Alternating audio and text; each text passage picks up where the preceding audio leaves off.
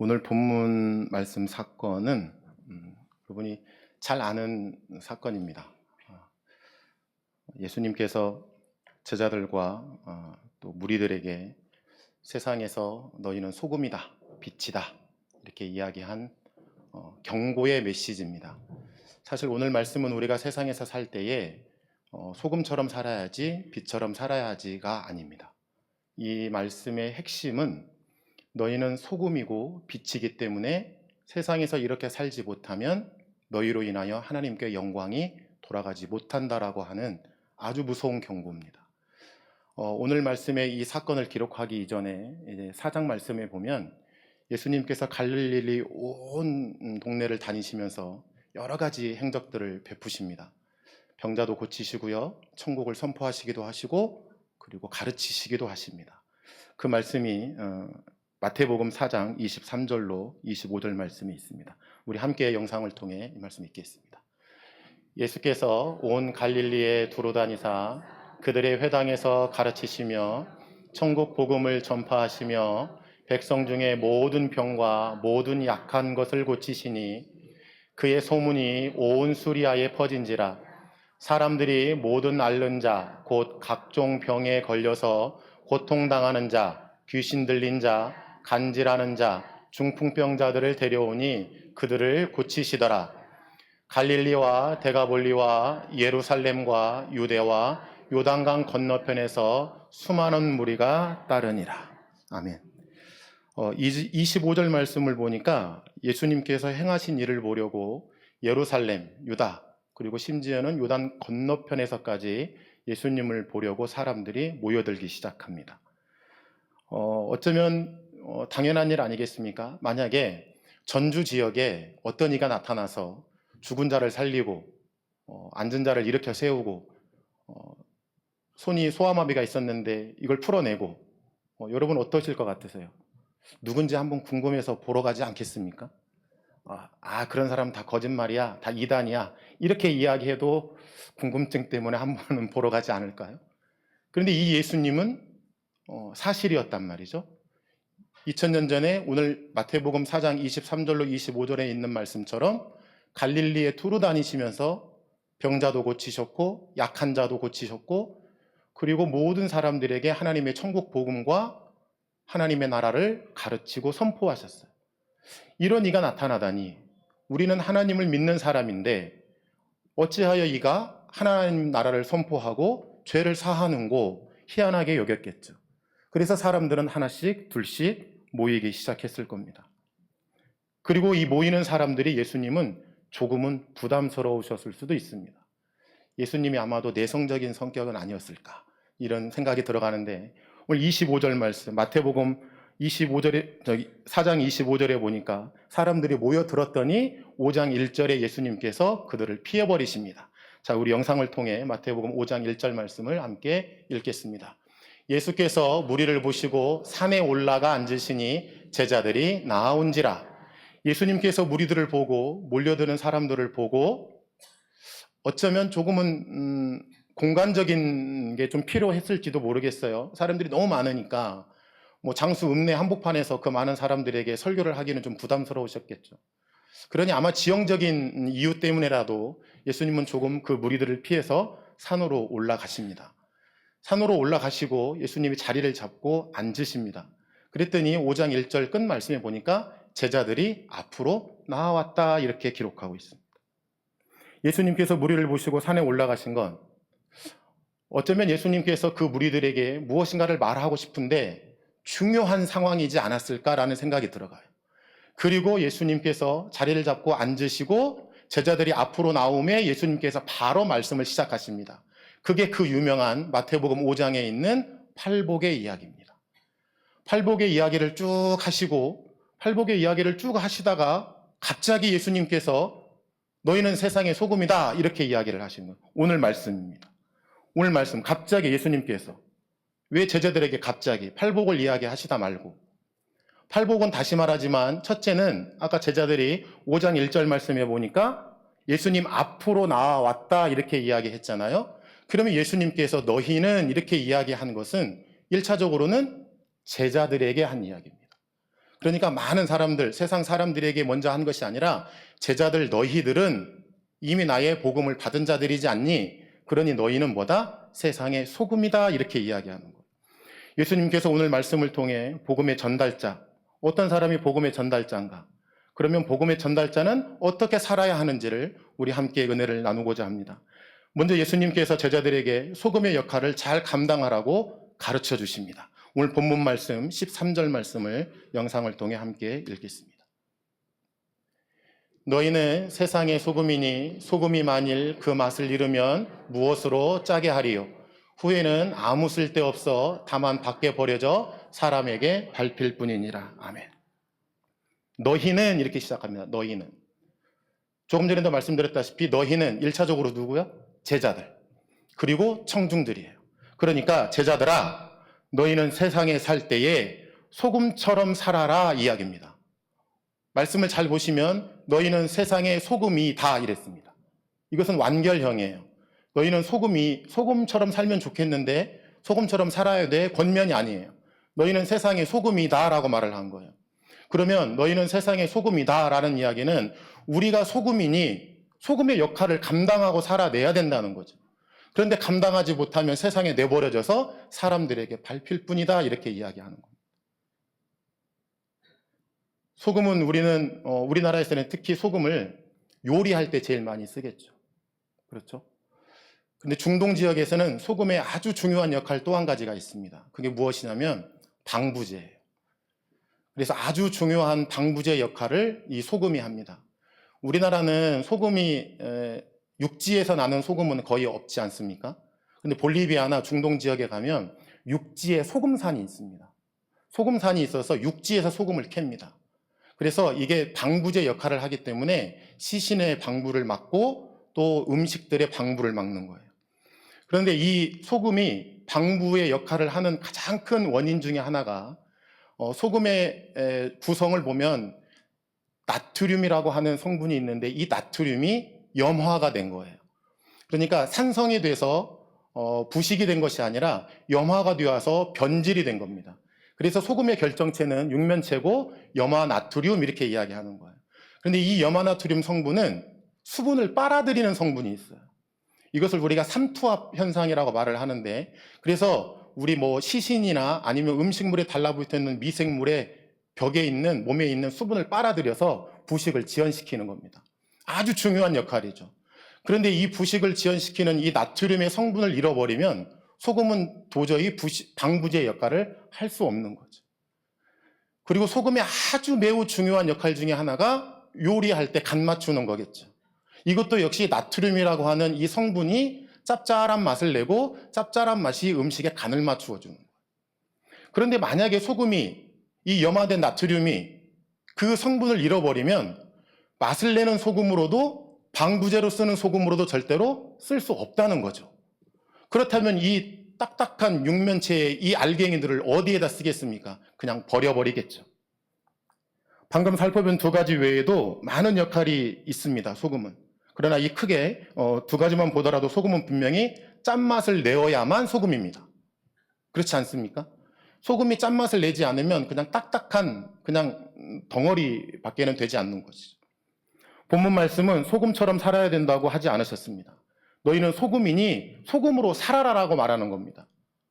그러면 우리는 소금이니 세상에 이 짠맛을 내야 될 거 아닙니까? 짠맛을 내야 돼요. 그리고 나서 예수님께서 이 말씀 이후에 바로 하시는 말씀이 너희는 세상의 빛이다 이렇게 이야기합니다. 세상의 빛이다. 빛처럼 밝게 살아야 돼. 기쁨을 주고 희망을 주고 사람들에게 좋은 영향력을 끼치는 빛처럼 살아야 돼가 아닙니다. 너희는 세상의 빛이다 이렇게 이야기합니다. 오늘 본문 말씀 14절을 우리 영상을 통해 함께 읽겠습니다.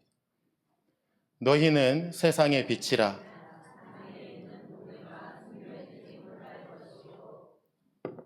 여기 보니까 빛이 비추어지니까 세상에 있는 모든 것이 드러나게 됩니다. 그렇죠? 빛이라고 하는 것은 아주 간단합니다. 어떤 에너지원이 있고요. 이 에너지원을 소모시켜서 밝은 것으로 밝혀내는 겁니다. 이게 빛입니다. 그런데 이 말씀도 소금과 마찬가지로 단호하게 예수님께서 너희는 세상의 빛이다라고 말씀을 하신 거예요. 빛은 우리가 잘 아는 것과 같이 어두움을 밝히는 걸 말하는 것이죠. 그런데 오늘 말씀 보니까 빛이 있는 곳에는 어두움도 따라 있다라는 것을 내포하고 있는 겁니다. 그렇지 않습니까? 지금 여기 위에는 지금 빛이 비치는데 밑에는 그림자가 비치죠. 그러니까 빛이 있는 곳에는 어두움도 항상 같이 공존한다는 거예요. 빛이 있는 곳에는 반드시 어두움이 있고 빛이 있는 곳에는 항상 캄캄한 두려움도 있다는 거예요. 어두움이 함께하지 못하는 것이 빛이 그 어두움을 어떻게 몰아내느냐의 역할인 것이겠죠. 그렇지 않습니까? 햇볕이 있으면 분명히 그림자가 있습니다. 그런데 이 빛이 그림자를 어떻게 몰아내느냐가 많이 밝히느냐 못 밝히느냐의 문제이겠죠. 그거 말고는 빛은 항상 어두움과 동행하고 있습니다. 어두움은 무섭고 두렵고 죽음이고 죄입니다. 이게 어두움이에요. 그런데 우리가 신학적으로 성경에서 빛이라고 말을 하면 선한 것이고 긍정적인 것이고 바로 이것이 예수 그리스도의 복음을 이야기하는 겁니다. 그러니 너희는 빛으로 살아라, 이 이야기는 너희는 그리스도의 복음을 받은 자들이니 복음 받은 자답게 살아라, 그 얘기입니다. 다른 것도 아닙니다. 예수님께서는 세상이 어두움으로 두려움으로 죄로 죽음으로 지옥이라는 것을 너무나 잘 알고 계셨을 거예요. 그래서 예수님이 2000년 전에 이 땅에 태어나신 것이 그 어두움 때문에 이 땅에 태어나신 것이지 않습니까? 그래서 이 세상을 빛으로 밝히러 오신 것이지 않습니까? 그래서 예수님께서 나는 빛이다 이렇게 이야기하신 거예요. 그러니 너희는 세상의 빛이다 라고 이야기하는 것은 너희는 그리스도의 복음을 받은 자들이니 너희는 어둠, 두려움, 죄, 죽음을 밝혀내라, 몰아내라 이렇게 명령하시는 것. 예수님께서 말씀하시는 빛은 그럼 무엇이라는 이야기입니까? 다시 말하지만 예수님께서 우리 제자들에게 그리고 청중들에게 너희는 세상의 빛이다라고 이야기한 것은 그 빛은 너희는 나의 복음을 받은 자들이야. 그러니 이 놀라운 이 복음의 비밀을 가진 자들이야. 그러니 너희가 이 놀라운 복음의 비밀을 어떻게 해라? 전달하고 살아라, 그 얘기입니다. 그래서 그 복음의 전달이 될 때에 어두움도 두려움도 죄도 죽음도 사라진다는 거예요. 이 복음의 전달이 되지 못하면 빛이 있어도 어두움이 같이 공존한다는 이야기입니다. 우리는 복음의 빛을 받은 자들이기 때문에 우리는 분명히 빛이에요. 그런데 우리가 빛을 내지 않으면, 빛을 발산해내지 않으면, 그래서 오늘 말씀 보니까 그 등잔을 어디에 뒀다고 그랬죠? 말 아래에 두지 말고 이렇게 얘기합니다. 말 아래. 자, 우리 영상을 통해 본문 말씀 15절 말씀을 함께 읽겠습니다. 사람이 등불을 켜서 말 아래 두지 아니하고 등경 위에 두나니 이러므로 집안 모든 사람에게 비치느니라. 여기에서 등불을 켜서 말 아래 두지 아니하고, 이 이야기는 말, 그러니까 우리 한 대박 두 대박 세는 말 있잖아요. 그릇이에요, 그릇. 뭐 영어로 말하면 볼, 우리 이렇게 막 그 음식 버무르는 이 볼이 있잖아요. 그 볼이에요. 그래서 불을 켰는데 그 볼로 딱 덮어서 가려버리는 거예요. 그럼 빛이 보이겠습니까? 안 보이겠죠. 우리가 그런 존재라는 거예요. 우리는 이미 빛이에요. 너희는 세상의 빛이다 라고 이야기를 했기 때문에 우리는 그리스도의 놀라운 복음의 비밀을 가지고 있는 자들이에요. 그래서 우리는 빛이에요. 그런데 이 빛을 밖으로 내어놓지 않으면 우리는 말 아래 숨겨져 있는 등불과 같다는 겁니다. 그러니 너희는 세상의 빛으로 살아라, 이 이야기는 너희는 말 아래 숨어 있지 말고 등잔 위에, 등경 위에 그 불을 올려놓아라. 그래서 너희 집안에 있는 모든 사람을 밝혀라, 이렇게 이야기하는 거예요. 말 아래. 우리는 그 빛을 말 아래 두지 않습니까? 행여 나는 그리스도의 복음을 받은 사람이라고 말을 하지만 복음을 전달하는데 거리끼지 않습니까? 때로는 두렵지 않습니까? 때로는 이 복음을 전달하는데 이 빛을 밖으로 내뿜어내는데 망설이지는 않으셨습니까? 주저하지는 않으셨습니까? 어쩌면 우리도 이 말 아래 숨어있는 등잔과도 같을 수도 있을 것 같습니다. 그러니 예수님께서 그걸 너무 잘 아셨기에 제자들과 청중들에게 너희는 세상의 빛이다 이렇게 이야기하셨습니다. 그래서 너희는 등경 위에 그 불을 올려놓고 온 집안의 사람들을 비추거라 이렇게 이야기하는 거예요. 여기에서 온 집안의 사람들, 여기서 온 집안의 사람들은 작은 의미에서 집안의 사람들이지만 우리가 보는 세상이라는 표현입니다. 세상. 그러니 너희가 등잔 위에 너희의 복음의 불을 올려놓고 온 세상에 있는 사람들에게 그 복음의 불을 볼 수 있도록 밝혀라, 그 얘기입니다. 이게 복음의 전달자입니다. 소금과 빛으로 살아라고 하는 것은 단순하게 내가 짠맛을 내고 그냥 소금으로 가만히 안에 들어가 있는 게 아닙니다. 내가 빛으로 살라고 하는 것은 등불을 켜놓고 말 아래 숨어버리는 게 아니라는 말입니다. 오늘 말씀 보니까 그 빛을 끄집어내서 등잔 위에 올려서 온 세상에 있는 모든 사람들에게 그 놀라운 복음의 비밀, 그리스도의 그 놀라운 복음의 비밀을 드러내서 세상 사람들을 알게 하라는 겁니다. 이게 복음의 전달자들이 해야 할 역할이라는 얘기입니다. 이게 복음의 전달자들의 사명입니다. 그 빛을 살아낼 수 있는 것, 그리고 그 빛을 복음으로 만들 수 있는 것, 우리는 그렇게 살아야 되기 때문에, 그리고 그 비추어야 하기 때문에, 그리고 집안에 있는 모든 사람들에게, 세상에 있는 모든 사람들에게 그 복음을 쏟아내야 되기 때문에 놀라운 그리스도의 복음을 세상 위에 올려놓을 때 세상에 그 복음은 비추어질 것이고 그 복음은 세상의 사람들에게 들려질 것입니다. 예수님은 분명히 제자들에게 너희는 세상의 소금이다, 세상의 빛이다 가르치십니다. 그리스도인으로 그 맛을 잃지 말라, 그 빛을 잃지 말라 이렇게 가르치시는 겁니다. 우리는 그리스도인임을 잘 압니다. 그렇기에 우리에게 비추는 빛이 되라고 말씀하시는 겁니다. 사랑하는 장소교회 성도 여러분, 우리는 어쩌면 소금보다 더 짠돌이가 될 수도 있습니다. 그냥 그 짠맛을 나만 가지고 있으면 우리는 소금의 역할처럼 아름답게 맛을 내는 소금이 아니라 짠돌이로 불릴 수도 있습니다. 여러분, 짠돌이가 되시겠습니까? 소금이 되시겠습니까? 주님은 우리에게 그 복음의 전달자가 되기를 원하고 계십니다. 그런데 오늘 말씀의 하이라이트가 16절에 있습니다.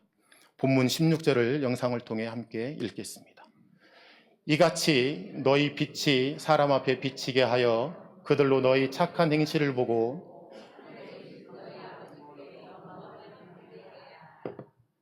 여기 말씀을 보니까 너희의 착한 행실을 보고 그 사람들이 하늘에 계신 아버지께 찬송하게 해라 이렇게 표현하는 겁니다. 내가 소금의 맛을 냈고 나는 그 빛을 내기만 했는데 세상의 사람들이 나의 행실을 보고 하나님을 찬송한다고? 여러분, 하나님을 찬송하는 것은 매우 쉽습니다. 정말 쉽습니다. 여기 오늘 말씀 보니까 이같이 너희 빛이 사람에게 비친다고 그랬어요. 비친다. 근데 사람에게 비칠 때에 그 사람들이 그 빛을 어떻게 보고 판단하는지에 대해서 말씀해 주는 겁니다. 그리고 그 다음에 이렇게 얘기합니다. 너희 착한 행실을 보고 이렇게 이야기합니다. 여기에서 착한 행실은 크게 두 가지가 있습니다. 하나는 하나님 보시기에 착한 행실이 있고 사람 보기에 착한 행실이 있습니다. 하나님 보시기에 우리 인간들에게 바라는, 예수를 믿는 우리 그리스도인들에게 바라는 가장 착한 행실은 무엇일까요? 생각해 보신 적 있으십니까? 하나님이 우리 그리스도인들에게 바라는 가장 착한 행실이 무엇일까요? 아마도 복음의 전달자가 되는 것일 겁니다. 그것이야말로 하나님께서 원하시는 가장 착하고 선한 일일 겁니다. 하나님께서 우리들에게 그 어떤 것도 우리에게 허락하지 않으셨지만 그리스도의 복음을 전달하는 사명은 주시지 않습니까? 내가 먼저 그리스도의 복음을 받았으니 내가 그리스도의 복음의 전달자가 되어야 되지 않겠습니까? 이게 하나님께서 우리들에게 원하시는 가장 큰 착한 행실이란 말입니다. 그런데 우리는 하나님께서 원하시는 가장 착한 행실을 하고 있지 않더란 말입니다. 그러니 세상의 사람들이 비친 나를 보고도 하나님을 찬양하지 않겠죠. 그렇지 않겠습니까? 내가 교회 다니는 건 세상 사람들이 알아요. 그런데 복음을 전달하지 않아요. 그러니 그들이 복음을 받아들일 수가 없을 것이고 그들이 하나님을 찬양하지 못하지 않겠습니까? 또 한 가지의 착한 행실은 사람들이 보기에 아주 상식적이고 아주 보편적이고 아주 윤리적인 면에서 착한 행실을 말하는 겁니다. 행여 여러분 이런 경우는 있지 않으셨습니까?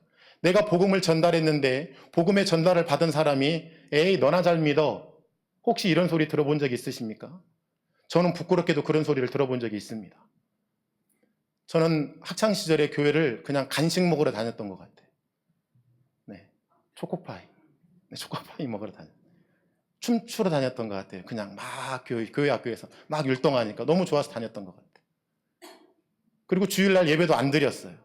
근데 제가 고등학교 때 회심을 하고 제가 이제 신앙의 길로 접어들면서 저를 아는 친구에게 전도를 했더니 야, 네가 그때 너야? 너나 잘 믿어 이러더라고요. 제가 행실을 똑바로 하지 못하면, 내가 그리스도인으로 올바로 살지 못하면 나의 복음을 전달받은 사람들이 그것을 거부할 수 있다는 이야기입니다. 나의 행실 때문에 하나님의 복음의 전달이 거부당한다면 여러분은 어떠실 것 같습니까? 사도 바울이 스데반을 쳐 죽이고 그리고 가다가 다메섹 도상에서 예수님의 목소리를 만나고 예수님을 만나고 그리고 고심 끝에 그는 회심을 하고 복음의 전달자가 되었습니다. 그리고 유대인들 앞에 나타났더니 뭐라고 말하냐면 저희가 우리를 죽이러 왔노라. 여러분, 바울도 그랬어요. 바울도. 그런데 바울이 어떤 행실로 살았냐면 끊임없이 복음의 전달자로 예수 그리스도의 제자로 살았기 때문에 그의 행실을 보고 사람들은 복음을 받아들인 겁니다. 그가 괜히 손수건을 얹으면 죽은 자가 일어나고 그가 설교 한번 하면 모든 사람들이 회심하고 돌아오는 것이 아닙니다. 그가 그렇게 살아냈기 때문이에요.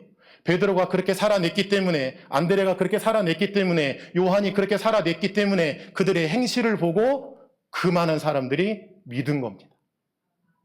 만약에 그들이 예수님이 죽고 부활하신 이후에 만약에 예수님의 부활을 전달하지 못하고 그저 숨어서만 살았다면, 그저 동굴에 말 아래 그 등불들이 숨어 있었다면 그들은 하나님을 찬양하는 일이 결코 없었을 수도 있습니다. 어쩌면 그 사도 바울이라는 사람의 그 행실을 보고 어쩌면 그 사도 바울의 그 복음이 오늘날 우리에게, 저에게까지도 전달된 건지도 모르겠습니다. 사도 바울 한 사람 때문에 우리는 그 복음의 씨앗이 떨어져서 지금 우리가 하나님을 찬양하고 있는 겁니다. 여러분, 이 일 하실 겁니까? 안 하실 겁니까? 하셔야 되지 않겠습니까? 그러려면 여러분, 제가 아까 광고 시간에 말씀드렸잖아요. 2025년도에 우리가 어떻게 헌신할 것인가, 내가 어떻게 사명할 것인가, 어떻게 봉사할 것인가, 여러분 헌신하십시오. 그리고 여러분이 그 착한 행실로 말미암아 세상에 나가 등경 위에 올려있는 그 등잔과 같은 빛을 발산해내야 되지 않겠습니까? 우리는 말 아래에 있는 등불이 아닙니다. 우리는 동굴에서 그냥 가만히 숨어있는 소금이 아니란 말입니다. 하나님께서 예수님께서 단호하게 제자들과 청중들에게 이야기합니다. 너희는 세상의 소금이다.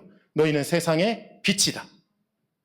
그리고 너희의 착한 행실을 보고 하나님께 영광을 돌리게 하라. 이렇게 이야기하십니다. 사랑하는 장수교회 성도 여러분, 저를 포함해서 우리 모두가 하나님의 그 복음의 전달자가 되기를 원합니다. 소금으로 살기를 원합니다. 빛으로 살기를 원합니다. 어쩌면 우리는 세상에서 아주 약한 존재일 수도 있습니다. 너무너무 약한 존재일 수도 있습니다. 그러나 하나님의 그 복음을 들고 세상에 나가면 우리는 그냥 녹아서 없어지는 소금처럼, 그냥 몸을 녹여서 타버리는 촛불처럼 우리는 그렇게 세상에서 사라져버릴 수도 있습니다. 그래도 우리는 드러내고 빛을 내야 되지 않겠습니까? 우리의 몸이 녹아도 우리는 물속에 뛰어들어서 짠맛을 내야 되지 않겠습니까? 세상으로 뛰어드십시오. 세상에 그 몸을 녹이십시오. 그래서 복음의 전달자가 되기를 원합니다. 하나님께서는 우리에게 많은 것을 원하시지만 그저 우리에게 그 복음의 전달자가 되라고, 그 착한 행실로 살라고 그렇게 오늘 말씀을 통해 우리에게 전달해주고 있는 겁니다. 예수님께서는 외식하는 자들을 너무너무 싫어하셨죠. 그렇죠? 신약 성경에 보면 사복음서에 특히 이 외식이라는 단어가 25번 정도가 나옵니다. 그런데 마태복음에만 약 14회 정도가 나옵니다.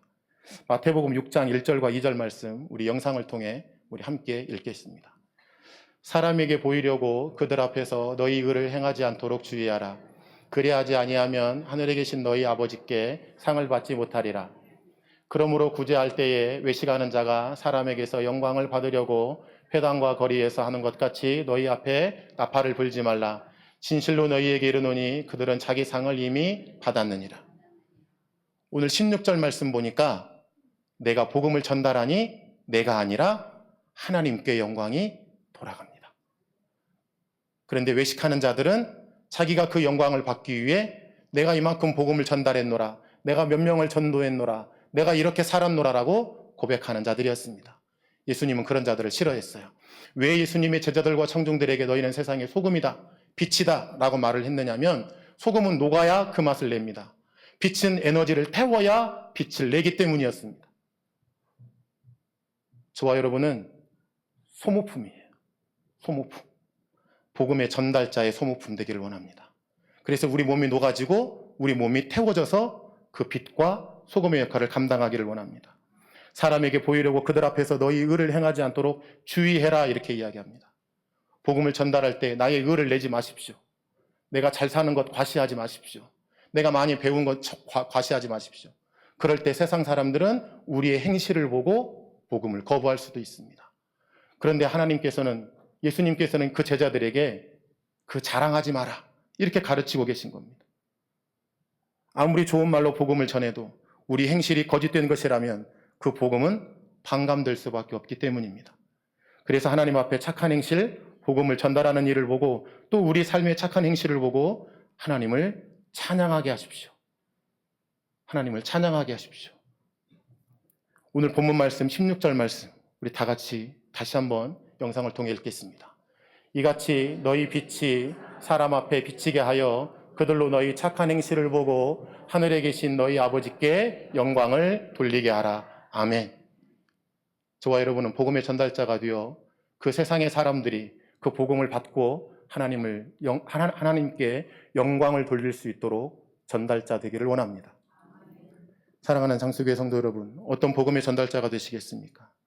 그 본질의 맛을 잃어버린 소금과 같지 않게, 말 아래 숨어있는 등잔과 같지 않게 우리의 삶이 하나님 앞에 그리고 사람 앞에 착한 행실로 그런 삶을 살아내기를 간절히 소원합니다. 기도드리겠습니다.